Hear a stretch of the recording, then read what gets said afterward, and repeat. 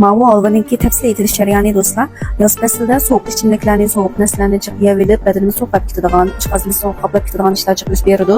Hatto kunda bir qitim olib yetib yevolsak, badan mijozimiz shunday yaxshi tashlab bo'ladi. Mana ko'rsatilgandek videodagidek un, navat, qo'ymay qatorliqlarni tayyor qilib olgandan keyin, qizg'in qizigandan keyin yarim cho'mich yoki bir cho'mich atrofida qo'ymayni ilib eritib olamiz.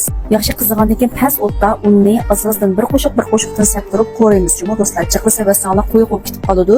Shu azozdan septirib tanishib tursak bo'ldi. Shayadiki unning miqdori yolg'oning o'xshashmasligiga bek cho'ng ta'sir ko'rsatuvchi do'stlar. Un bek chiqib ketsa, qo'yib qoladi, ozuq ketsa, u mashdek suv qo'yib qoladi.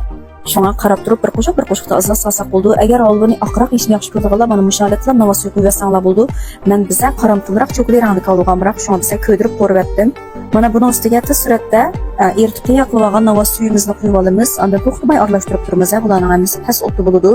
Yaxshi aralashtirib mangandan keyin mana bag'an sir qo'yiladi va agar siz suv qo'yib qolgandek bo'lsa, bu suv qo'yib qoldi deb un savatmoqlajimi, un sasak buziladi. Men past o'tda 2 minut bilbil qaynatayotgandan keyinla qachiga ustida iste'mol qilsak bo'ldi. Intayin quvvatli ham yeyishlik bo'lgan olov tayyor bo'ldi. Yoqtirgan bo'lsanglar, jurak berib saqlab berib